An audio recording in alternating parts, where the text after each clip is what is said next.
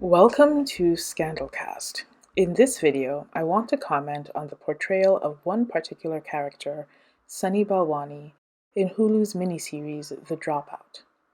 Balwani, who was portrayed by actor Naveen Andrews, was Elizabeth Holmes' second-in-command at Theranos and also her secret boyfriend. She had met him when she was just 18 years old and he was 37, during a Chinese language summer program in Beijing. In the show, Sunny is portrayed as a successful entrepreneur who had netted millions of dollars in a startup sale. We also see that he has anger issues and frequent temper tantrums, and that he was at times emotionally abusive towards Elizabeth, and in one episode, their argument almost becomes physical. In my opinion, the show made Sunny Balwani look much better in some ways than he came across in the book Bad Blood, the definitive book on the Theranos scandal by Wall Street Journal reporter John Carreyrou. But in one major way, the show made Sunny Balwani look much worse than other media sources seemed willing to portray him as.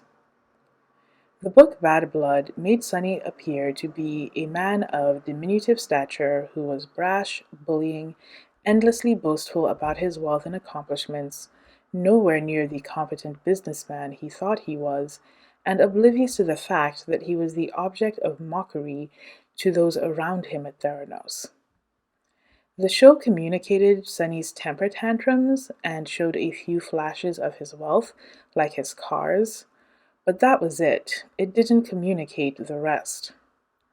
At the same time, the show's decision to portray Sunny as abusive towards Elizabeth was surprising and bold when the rest of the media seemed to treat Elizabeth's allegations of abuse with measured skepticism. The description of Sunny Balwani in the book was brutally unflattering in every way, from his physical appearance to his behavior, to his competence as a business person.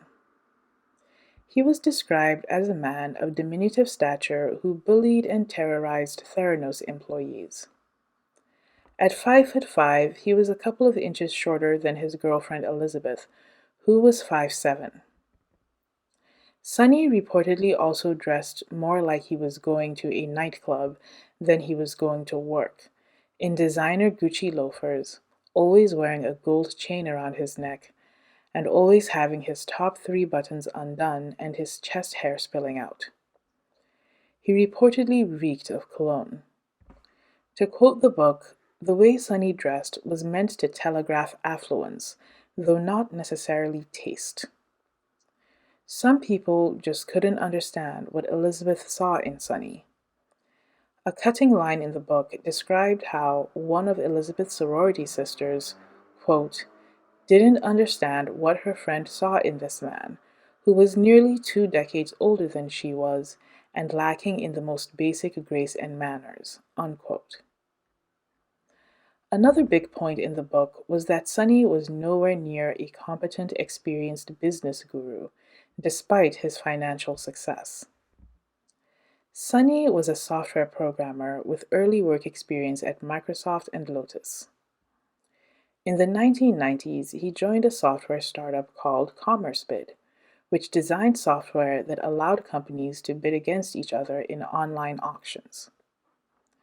The company had only 3 clients and was barely generating any revenues when it was acquired for over $200 million by another company, Commerce One, at the height of the dot-com bubble.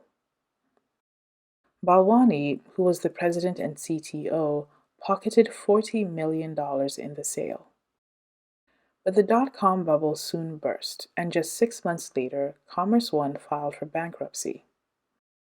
Instead of seeing himself as someone who had just gotten lucky, Sunny saw himself as a business genius. He boasted that everyone at Theranos should be grateful he was there, because he had enough money to take care of his family for generations and didn't need to work. He claimed he had written over 1 million lines of code at Microsoft, which was ridiculous because entire teams of software programmers at Microsoft wrote only about 1,000 lines of code per year. By the time he joined Theranos, Sunny Balwani hadn't worked for over a decade. Yet he became one of the only people Elizabeth Holmes would listen to, presenting himself to her as an older, wiser, experienced business guru. In his work at Theranos, Sunny was often the object of quiet staff mockery. He struggled to grasp engineering concepts and tried to compensate for this by constantly repeating scientific terms that he didn't understand. One well-known example is how he misunderstood the term end effector, the claws at the end of a robotic arm, and began calling them endofactors. Employees began putting the word endofactor in PowerPoint slides to mock him, but he never got the joke. Employees would also make up fake terms to see if Sunny would repeat them, and he often did. It's questionable whether Sunny was fit to mentor anyone. An impressionable 18-year-old Elizabeth, who was desperate to imitate her Silicon Valley icons, might have viewed Sunny as the type of successful entrepreneur she wanted to be, and might have been none the wiser at her age that he wasn't whom he presented himself as. We now move to a sensitive topic. While the rest of the media treated Holmes's abuse allegations with skepticism, the show seemed to accept, to some extent, Elizabeth's assertions that Sunny was an abusive partner. During her trial, Elizabeth accused Balwani of psychological and physical abuse, including forced sex. She claimed she had been emotionally and physically under his control. These allegations sent shockwaves through the public. People had expected some kind of Svengali defense when Elizabeth and Sunny severed their cases, but no one had expected abuse allegations.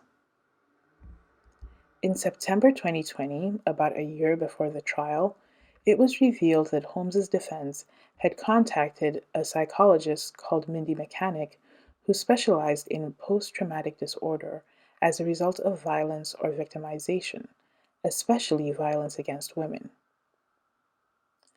At the time, every article I read, including from John Carreyrou, assumed that Elizabeth was going to blame the lasting effects of the sexual assault she had experienced in college.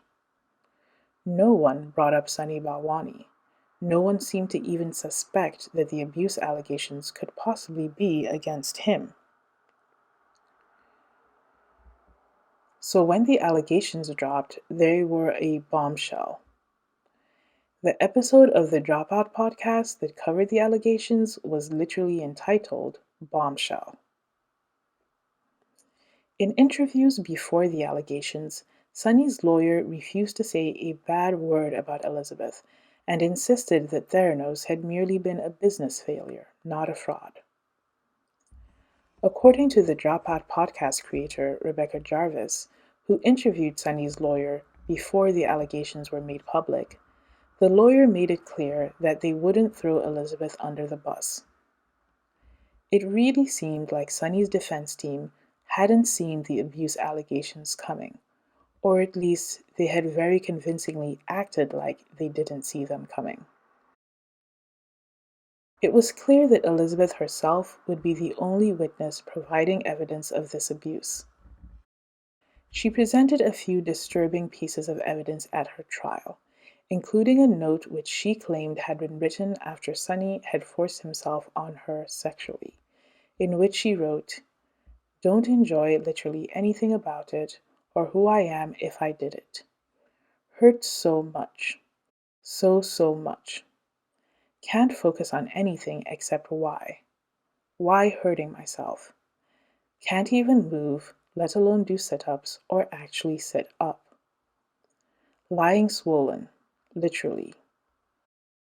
She said that in the note, "I'm reacting to one of those incidents, and I'm writing about the fact that I couldn't move and couldn't sit up, and that I was lying there swollen, and I couldn't understand why I was hurting myself, why I wasn't leaving."